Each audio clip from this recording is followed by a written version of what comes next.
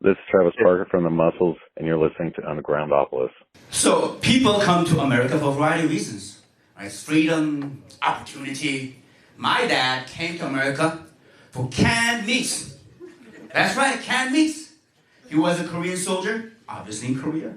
He saw American soldiers in the mess hall eating canned meat, and that's when he knew, I've got to go to America. I came here when I was 7, went to Walmart, and I was floored.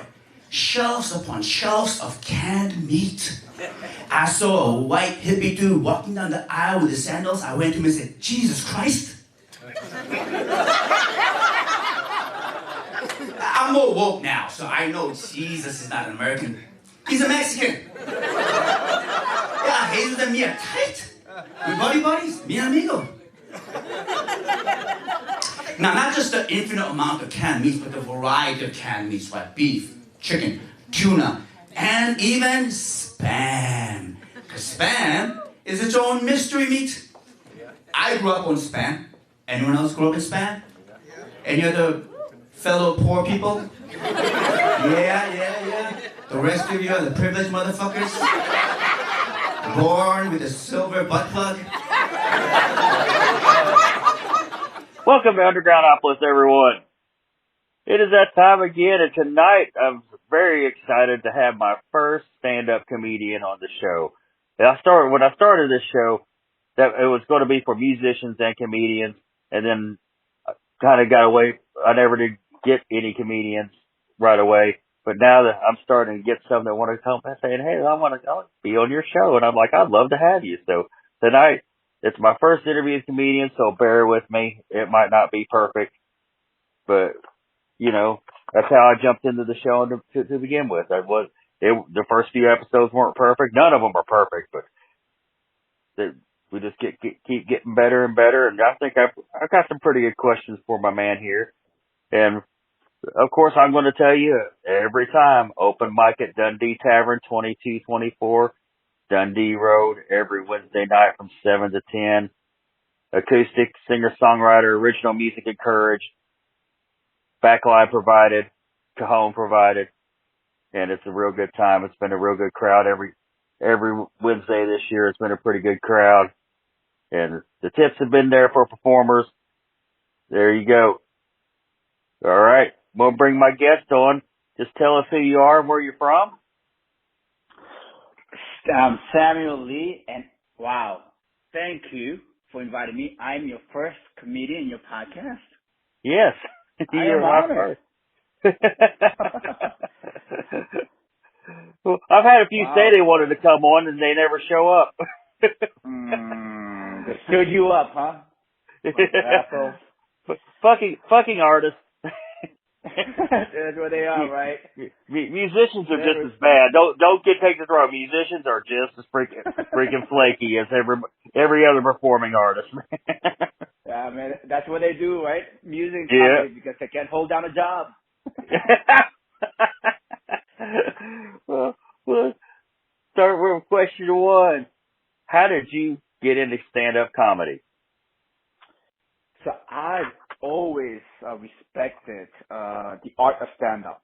I mean, of course, it makes you laugh. It's a great way to, wind down or just de-stress. But, I find these comedians, they really say things that you can't say anywhere else. And not only is it funny, but I think I find them very insightful, right? So, Dave Chappelle is amazing. Andy Ansari is amazing. So, I really respect what they do, and I was like, you know what? I would love to be able to say those things, and not just the curse words, but I mean just talk about those things that other people might be afraid to talk about. You can't talk about during dinner. So I gave it a shot. I'm in my 40s, but I never said, so it's too late to do anything. So I went and did an open mic. And actually, my first open mic, surprisingly, it went well. It's like what they call the beginner's luck. Usually, you're not expecting anything, so you usually get more relaxed, and it went well. I mean, I bombed the next few times, but I fell in love with it. Is it something you always wanted to do? Not not when I was young. I never imagined myself doing stand-up. Again, like I said, I grew up watching them. I admire them, love their courage and humor, but I never saw myself as a funny person. So yeah, I never saw myself there. But interesting how things turn out, right? Yeah. Oh yeah. Do you crack jokes in real life, or are you a serious person? I have kids. I have 3 kids, and if you become a dad, I think it's just something happens where you start making dad jokes. And I think part of it is actually because, when the kids are young, they're really the best crowd. They just laugh at everything, any silly thing that you do. So I think maybe that's it. Like, you have a real good captive audience, so you start making jokes. So yes, I make jokes, but usually just on my family. Outside at work, actually I don't. To be honest, I always worry about, how will they take this joke? Will they know that I'm being sarcastic? It's just so much anxiety around the world, right? How you will be perceived. So I don't usually joke around when I'm at work or other places. And that's why I think I fought for this stand-up stage where, like, I can go and there's an understanding that what I say shouldn't be taken too seriously. Oh, doggy. That's my dog. Someone's coming in. I'm going to let him out. Do your thing, dog. So, how do you come up with material? So there is, obviously, observation. Again, kids provide a lot of funny moments. Actually, all of life, I think, if I just stop and pay attention and just think about it, there are a lot of contradictions in life, I think, right?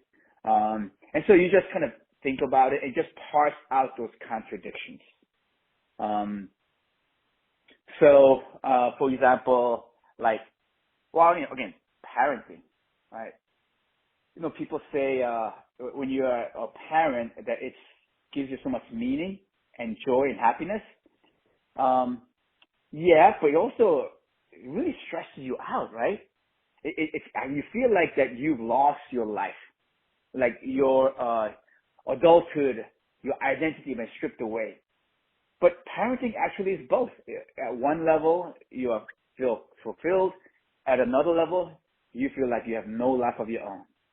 And so you just kind of parse that out.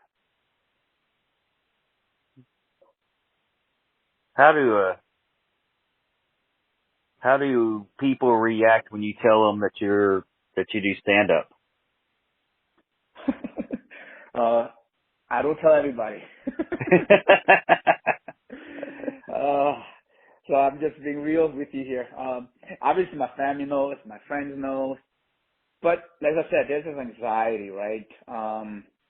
In certain circles, like, is stand-up recognized as an art, or is stand-up right now, right? There is a lot of backlash against stand-up comedy, right? They think stand-up comedy, some of the comedians are going too far, right?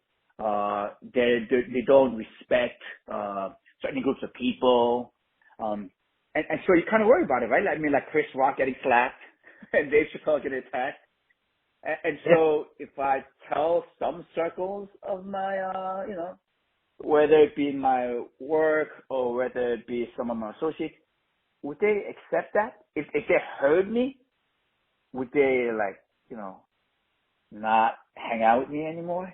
And they take everything I say at face value? So again, just being real, I worry about that. So I'm very judicious about who I share this with. When you came on my show, it's going to go all over the world. What the heck am I doing here? Well, if it goes all over the world, then fuck it. Then I have to live with it now. Are you a smoker or a past smoker? Did you know how tough it is to quit? Having nothing to do with your hands? constantly jonesing for that cigarette or vape. That's why you got to check out Fume. Fume is the natural inhaler designed for a better, safer, and natural way to quit cigarettes. It's a no smoke, no vape, and no nicotine replacement for the hand-to-mouth habit of smoking. Fume handcrafts wooden inhalers and uses cores infused with plant oil studied to curb cravings. They have flavors like peppermint and conker with minty notes to stimulate menthol cigarettes and other flavors like cozy chai, lemon berry bliss for a sweeter experience. And all of their flavors are 100% natural, no harmful chemicals, no artificial flavors, and absolutely no nicotine. And they also have that minty throat hit that everybody likes. Quitting is tough, but Fume can really help. They've got thousands of 5-star reviews from smokers who have tried it, everything else that this worked. Since there is no smoke or vapor cloud, you can use Fume anywhere. Anywhere, and there's nothing they can do about it. For somebody like me that flies all the time, and being able to use Fume in the air and in the airport is a huge difference maker. Whether you're a smoker or an ex-smoker who still struggles with cravings, Fume is the perfect tool for you. Head to breathefume.com and use the promo code ROB to save 10% off your entire order. That's 10% off your entire order when you head to breathefum.com and use the promo code ROB. That's me. Who? Well, who would you say you saw that you would that made you? You know what? I'd really like to do that, other than maybe Dave Chappelle, and why? That's a good question. So, who's that guy? Man, right now I'm losing his name right now. He's from Boston. He stars in the Star Wars Mandalorian. Who's that comedian? You know what I'm talking about? Gosh, I can't think of his name either. We're having a cold brain fart here. Well, anyway, the dude, that guy.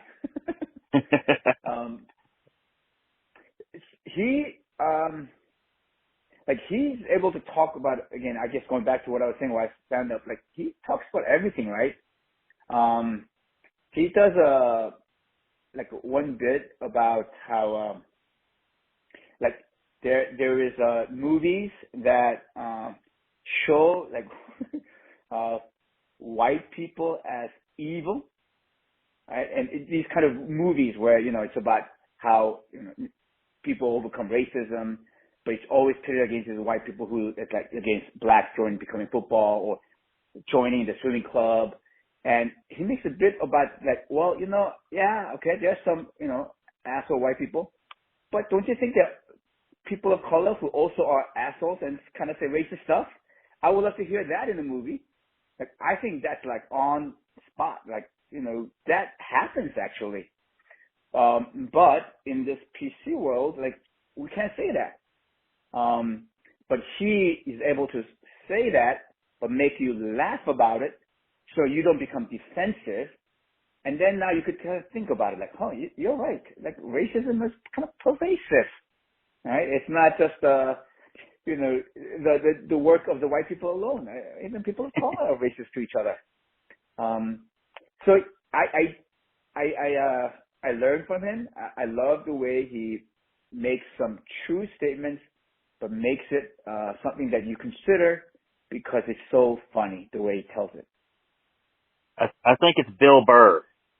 There we go. Thank you. I knew I did Bill. Yeah, that guy's hilarious. Oh my goodness. I won't lie, I googled real quick. Thanks to Google. Seriously, where would we be without Google, right? How do we live before Google?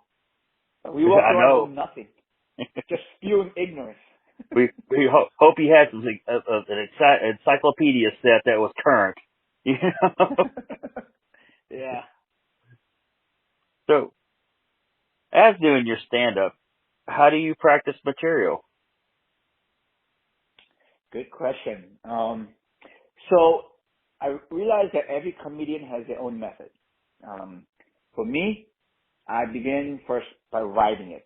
I feel like by putting it on paper, I'm able to really play with the ideas, play with the words.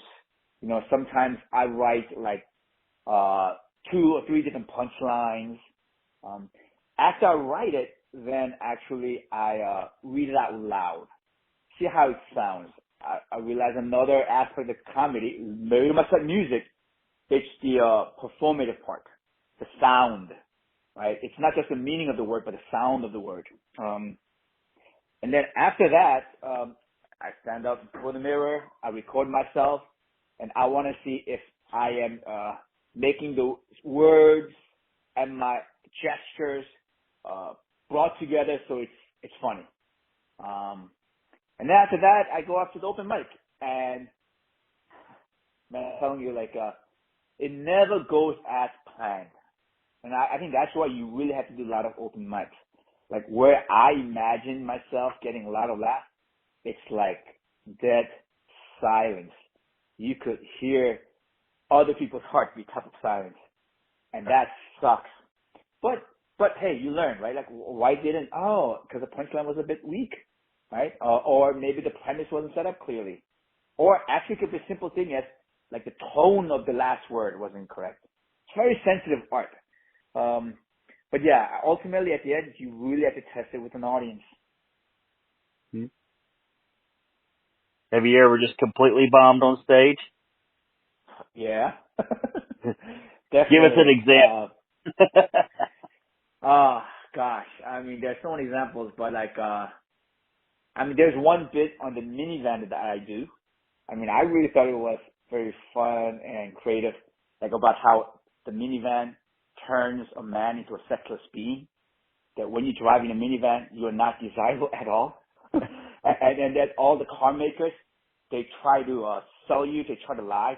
So they give names of, like, you know, these minivans as adventures, right? Or exotic destinations like Honda Odyssey or Nissan Quest or like Toyota Sienna. But I mean, with the minivan, you basically, the only type of odyssey is going to be groceries, right? You just 2 miles to Kroger's. That's all you're doing with the minivan, right? So I thought that one was developing hilarious, but as I was saying it, like, you know, there was kind of a pity chuckle, but it was dead silence. I thought it was funny. Thanks, man. I did. I thought that was funny as hell. Thanks, man. Yeah, and I think it's like you got to refine it, right? If the core, like, punchline, right, is a good one, then you got to really make it without fat. Try to take it as, you know, as much unnecessary words as possible. Take it out. Try different words. Work on your timing. You don't give up. But at the moment when you do fail, when you bomb, I'm telling you, when you go back home, you feel miserable. Like, I try to fill the emptiness after a total bomb. Like, I eat like instant noodles. I eat cakes. I jerk off. You know, just try to get this emptiness out. Right? Take a long bath, drink wine, whatever.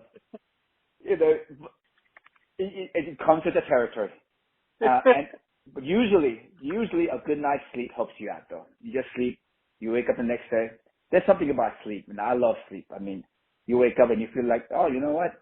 You don't have to kill yourself. Like, you know, it's not that bad. No. But that was funny as hell to me. This last little bit was funny as hell. Thanks, brother.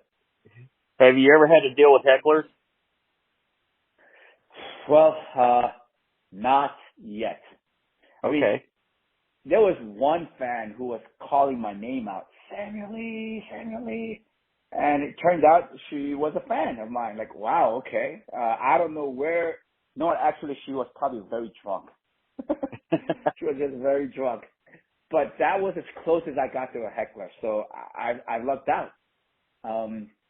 Now I do like write up stuff. What I would say if a heckler says, you know, A or B. So I'm trying to prepare for different types of scenarios. And I hope I am prepared, if a heckler comes along, that I'm able to turn that into a funny moment. But not yet. You're hoping for a heckle. I would be if I was a comedian. I would be like, yeah. I've gone to the caravan before. I've gone to the caravan before. Yeah. You At the table. Before? Yeah, I've gone there and watched shows. Sat right there at the table, and the table got called. You kind of look like a serial killer. What? And my buddy tried to heckle the comedian. That comedian roasted him. I don't know. I think he said, "Sir, leave the comedy to professionals." He said, "Number one, nobody can hear you. Nobody can hear you. Number two, you're not funny." I think that's what it was. He did it much better. He roasted my buddy, and I loved every second of it. Yeah. That's what I gotta practice, roasting people. Just get on them. Well, we're starting to run out of time here. Are you doing anything you want to plug in before we wrap it up? Yeah, actually. There's a new comedy club that opened up in Louisville Comedy Club.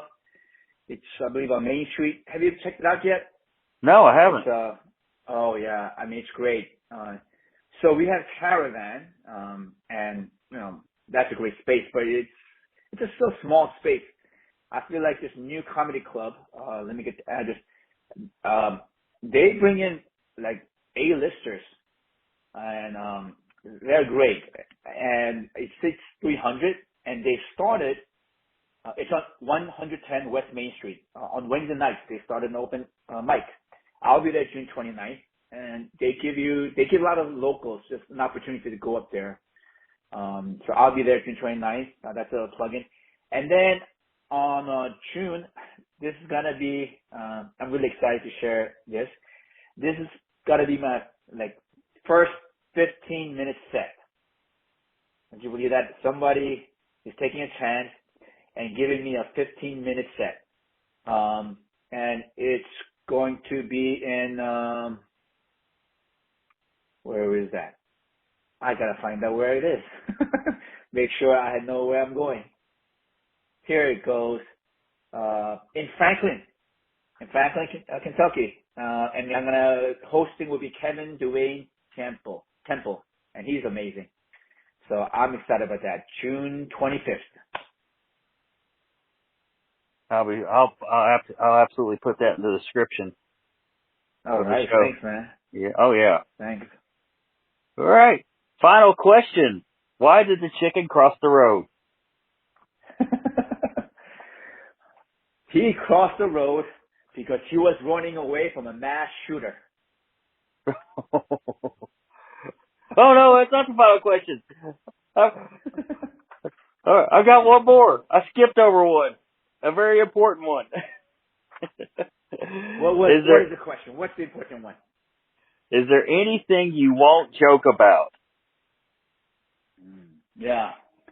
So, a veteran comic, he recommended that when I start my shows, to never do any race jokes. So, I never do any NASCAR jokes.